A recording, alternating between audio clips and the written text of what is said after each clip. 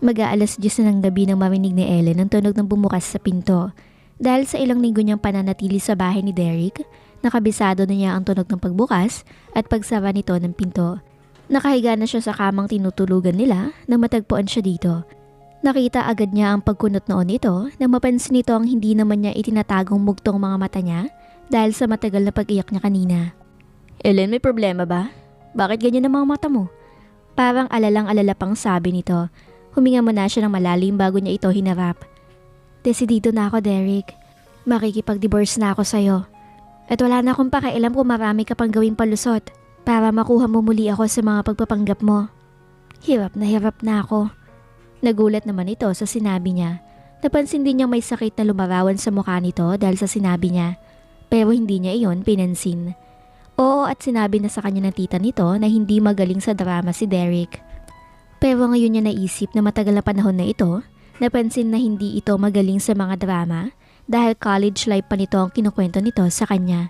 Malamang ay na-develop na nito ang mga drama skills nito dahil hindi naman ito dapat nakakaramdam ng sakit. Dahil sa desisyon niya, kung tunay na may nararamdaman sa kanya si Derek, dapat ay hindi na ito nakikipaglandian pa sa ibang babae. Nitong mga nakaraang araw ay hindi naman niya na ito tinatarayan. Ang alam niya din ay nagtino na ito dahil sa mga naging routine nito araw-araw na isa rin sa mga nagpatibay sa kanya na baka nga may nararamdaman ito sa kanya. Pero dahil sa nakita niya ngayon, napatunayan niyang kahit mas lumalim ang pinagsamahan nila, mananatili pa din ito sa Derek na dating kilala niya. Hindi pa din ito makokontento sa isang babae lamang at hindi niya yata kaya makasama ang isang lalaking kagaya nito kung babalik pa din ito sa ganoong gawi. Paano si Tita Zenny? Paano kung... Alam na niya lahat. Kinuwento niya dito ang sinabi sa kanya ng tita nito kanina pero hindi ang mga bagay na napansin nito tungkol sa nararamdaman ni Derek sa kanya. Matagal na nanahimik ito bago nagsalita muli. He looked straight into her eyes. "Sigurado ka na ba talaga dyan, Ellen? Napag-isipan mo na ba yung mabuti?" Naglihis siya ng tingin dito. Hindi niya yata kayang salubungin ang mga mata nito. "Oo, Derek. Pwede ko bang malaman kung bakit?" Hindi siya nagsalita.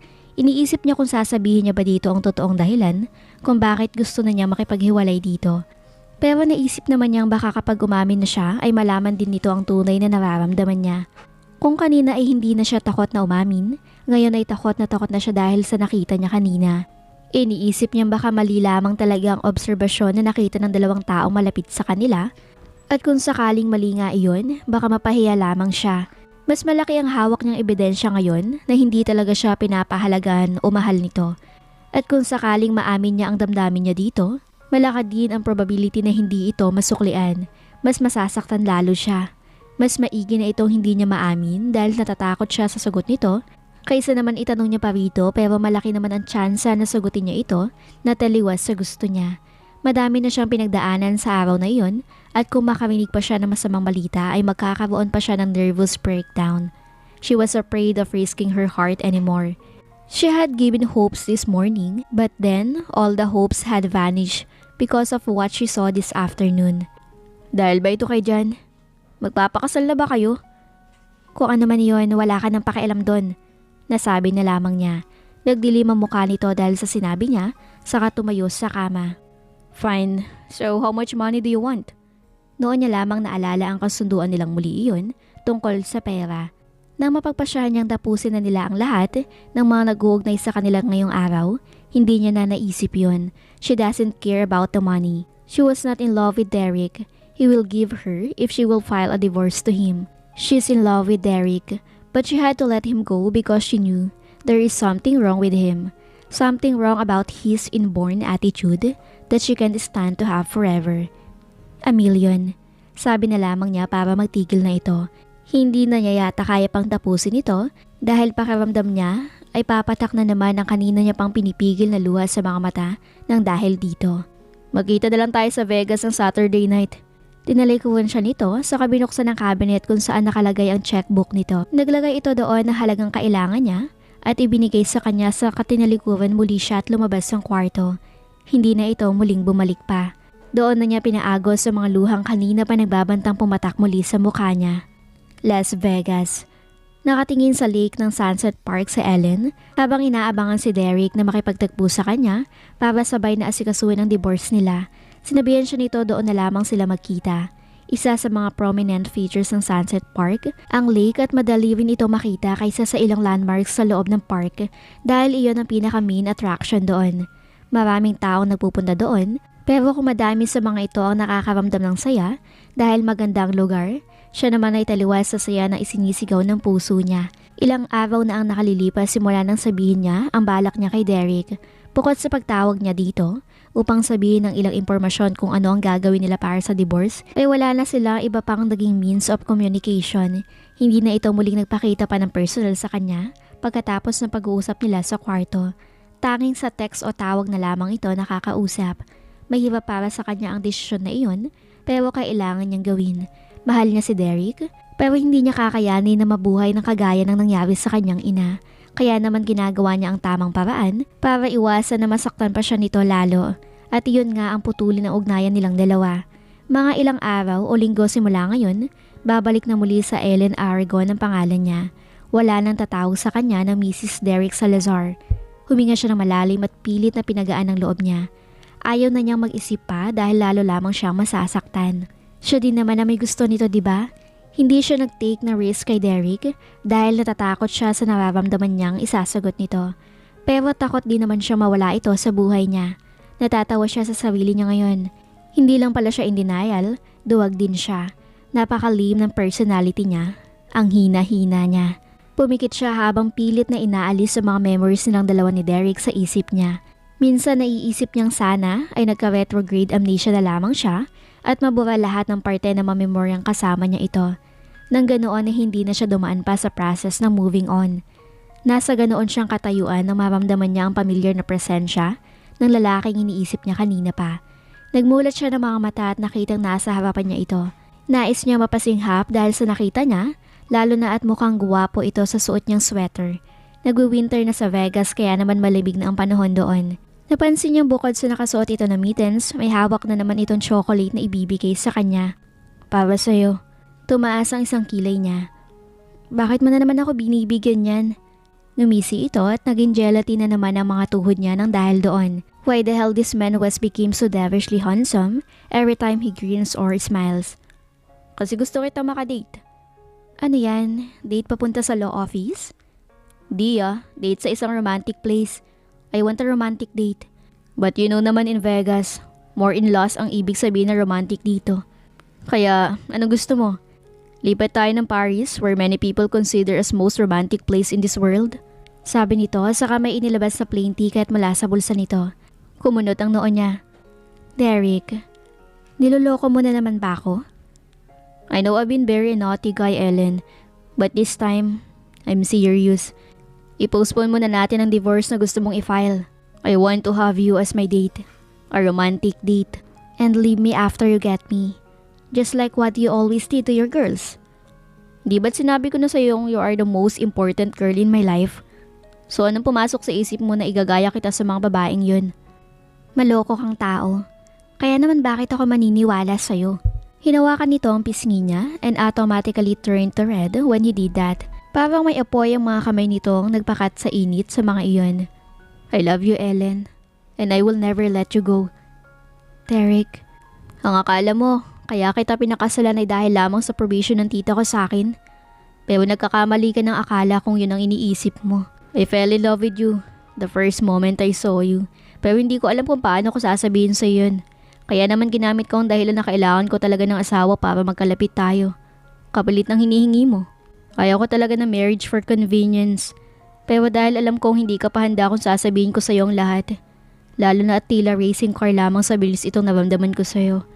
Hinayaan kong gano'n na lang ang isipin mo. That I have no emotions involved for you. Na gusto lamang kitang tulungan kapalit ng pagtulong mo din sa akin. Dahil yun ay alam kong hindi ka agad maniniwala.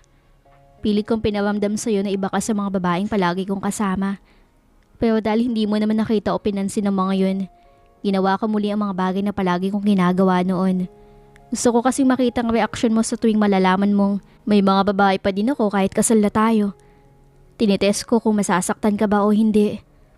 Nasasaktan ako, Derek.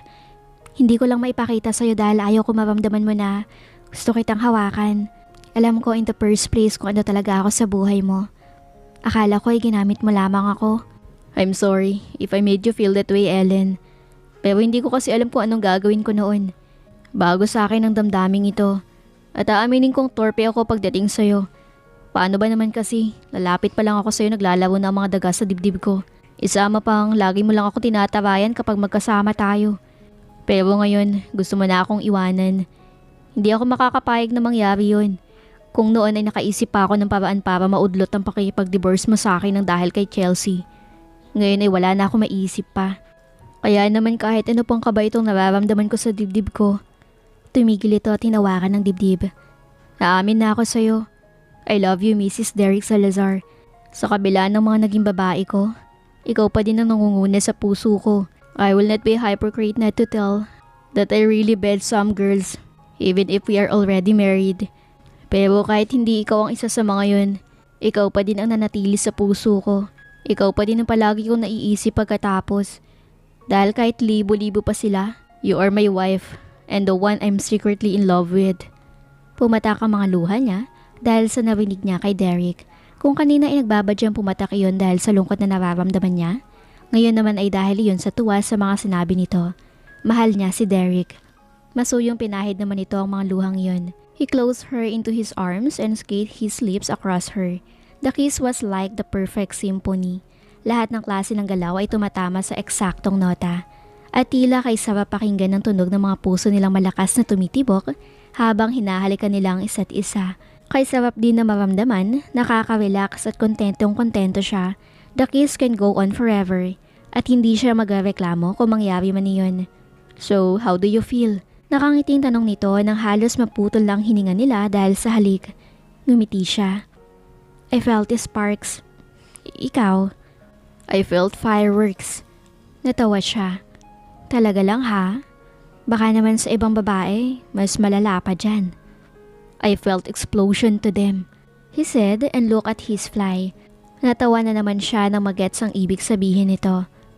Because it will all last. With you, it's all love. Kung mahal mo talaga ako, dapat hindi mo na ako hinayaan pa mapunta dito sa Las Vegas at isipang makikipaghiwalay ka nga sa akin dito. Dapat ay sa Pilipinas pa lang, sinabi mo na ang lahat ng ito. Pinag-aksaya mo pa ako ng pamasahe. Tumawa ito. Kasi naman po, gusto ko lang palipasin ang galit mo. Alam ko something is bothering you kaya naging ganun ka na lang sa akin. Binigyan lang kita ng time na mag-isip. Isa pa, huwag kang maghinayang sa pamasahe. Babayaran ko yun. Lumabi siya. Isa pa, kung talagang mahal mo ko, dapat ako lang ang babae sa buhay mo. Ayaw ko makihati sa iba. Kaya mo ba yun? Oo naman. Nagawa ko nga ng ilang linggo, di ba? Kaya alam ko makakaya ko din sa mga susunod na maraming taon. You just have to trust me, Ellen. Nagawa daw. Nakita kitang kasama mo si Demi sa suite mo. Kumunot ang noon nito. What are you talking about? Humalukip-kip siya. Huwag ka na magmaang-maangan. Yun ba ang dahilan kung bakit mo na-open muli ang tungkol sa divorce? At hindi dahil magpapakasal ka na sa kutong lupang dyan na yun. Hindi siya nagsalita. So fine, yun nga ang dahilan. Pero hindi kami gumagawa na milagro sa suite ni Demi ng araw na yun. Maniwala ka man o hindi, Ellen. Paano ko magagawa yun? Sinabi ko na sa yung pagod na pagod ako dahil sa meeting na inattendan ko ng umaga. Kahit itanong mo pa sa kapatid ko, I don't sleep with women whenever I'm tired. Pakiramdam ko kasi hindi ako nakakapag-perform ng maayos. Ngumisi ito. Pero kapag ganun, madalas natutulog lang ako nakahubad. At isa yun sa mga araw na yun. Kaya nga sa halip na sa mansyon ako umuwi dahil sa pagod. Sa suite na ako nagpunta. Dahil baka mamaya bigla ka nalang bumalik doon at mag-hysteria. Di ko naman nakalaing pupunta ka rin pala sa suite. Ang akala ko nung nag-text ka, itatanong mo lang kung nasan ako. I admit na nagpunta doon si Demi pero sabi niya ay may kukuhanin lang daw siyang gamit ni Dominic na naiwan nito sa suite ko. Na minsan matulog doon dahil hindi na-renovate ang suite nito. They were dating kaya naman hinayaan ko siya. Sa sobrang pagod ko, hindi ko na naisip kung ano yon at nakatulog na ako. Sa isip-isip ko kasi wala namang mawawala sa suite ko dahil wala naman ako mahalagang bagay doon. Kung pag nanakaw ang motibo niya. Mantika ako matulog kapag pagod, kaya yun. Kung ano man ang ginawa niya, wala na akong alam doon. I saw her naked and fantasizing your body. Nanlaki ang mga mata niya. What the? Sinabi niya sa akin na mahal ka niya noon pa. Minsan daw kayong nag-date at... Talaga? I don't remember. Sa dami ng mga naging babae mo, baka nga hindi mo na maalala. Sorry, sweetheart. When it comes to those girls I'm just lost with, I always have a short-term memory. Pero doon sa babae na tatanging in love ako, kahit siguro magka-amnesia ako, hindi ko siya malilimutan. Sabi nga nila kapag daw nagka-amnesia, yung pinaka-importanting tao pang pinaka-nakakalimutan ng isang tao. Well, iingatan ko na lang pala kung gano'n ang sarili ko para hindi na ako magka-amnesia. Pero sa tingin mo ba, kailangan ko pang gawin yun? When I know you'll gonna take care of me forever? Pinalupot nito ang katawan sa kanya. Say you love me, sweetheart. I love you, Derek. Sa wakas ay naamin na niya dito. She felt light and very contented with her life. With a man named Derek or just his Derek? Mukha ba akong pera? Hindi. At napatunayan ko yun nang hindi ka agad nag-file ng divorce sa akin ng basta-basta na lamang. Sinadya ko ang rules na kung sino ang una mag-file ng divorce. Babayaran ko siya ng party na hindi agad nakagawa noon para mapatunayan kung anong klase ka talaga ng tao. Dahil mahal kita, alam kong hindi ko gagawin yun. Ikaw lamang ang tinitest ko kaya ako ginawa yun. Paano ba naman kasi, nung una pagkikita pa lang natin, pera na agad ang hinanap mo sa akin. Pero napatunayan kong hindi ka ganoon dahil hindi mo ginawa yun. Dahil kung mukha ka talagang pera, makikipag-divorce ka na lang sa akin basta. Yun siguro ay dahil kahit naiinis ako sa mga kagaya mo, may puwang ka pa rin sa puso ko. Hindi ko masabi kung kailan ako nahulog sa'yo, pero sa tuwing lumalapit ka, nag-iiba ang pakiramdam ko. Kahit inis ako sa mga kagaya mo dahil pinaalala mo sa akin ng papa ko, hindi ko pa din mapigilan ng puso ko na tumibok para sa'yo. Humanap ako ng iba na malayong malayo sa'yo, pero hindi ko pa din mapigilan ng puso ko na mahulog sa'yo. Aaminin ko, pinapakita kong naiinis ako sa'yo kapag dinadalaw mo ko. Pero deep inside noon ay masaya ako. Kahit palagi mo akong kinukulit, masaya ako. Masaya akong kasama ka, Derek. Natatakot lang akong ipakita yon dahil natatakot ako mahulog sa'yo. Na-appreciate ko ang mga ginagawa mo sa akin kahit palagi kitang tinatarayan kapag lumalapit ka sa akin. Isa pa, hindi ko kailangan ng milyon mo, Derek. Sinabi ko lang yon sa'yo para magtigil na tayo sa pag-usap. Dahil hindi ko na yata kaya kung pahabain ko pa yon ng gabing huli tayo nag-usap ng personal. I know, and I feel you, Ellen. Pero parang ngayon ko lang naisip-isip, mukha ka pa din palang pera. Ano? At paano mo naman nasabi yan? Kasi mas malaking pera ang makukuha mo sa akin kapag pinagpatuloy mo ang kasal sa akin. Nakangising sabi nito. You know, I'm all assets. Kasi kahit gumawa ka pa ng post-nuptial agreement na hindi ako manghihingi ng pera sa'yo kahit kailan, okay lang. Of course, I won't do that. Kahit ubusin mo pa ang kayamanan ko, okay lang. Basta hindi lang dapat kayamanan ko ang idig mo. Idig mo din palagi ang puso ko. Just always remember to dig it with so much happiness and pleasure. Fine. Basta gagawin mo din yun sa akin. Nakangiting sabi naman niya. I'll definitely do it. Sabi nito, saka hinawakan ng kamay niya. Ngayong okay na tayo, pwede na ba tayo mag-date sa Paris? Teka lang. Ayaw ko kasi ng chocolates ang panuhol sa akin ng kadate ko. Gusto ko flowers. Ngumisi ito. Hindi ka pa ba nagsasawa sa bulaklak? Kaya nga flower shop ang binigay kong business sa'yo. Para kahit hindi mo ko palaging kasama, may isip mo man lang na palagi kitang binibigyan ng bulaklak. At take note, hindi lang yun bouquet ha. Flower shop. She looked at her with amusement. You are so full of surprises. Well, what I can do?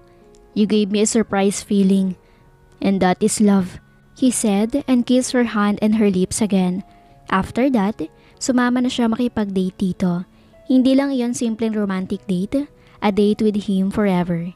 At dito na nga nagtatapos ang kwento ng pag-ibig ni na Derek at Ellen. Naway napangiti at kinilig kayo sa bawat tagpo ng ating kwento.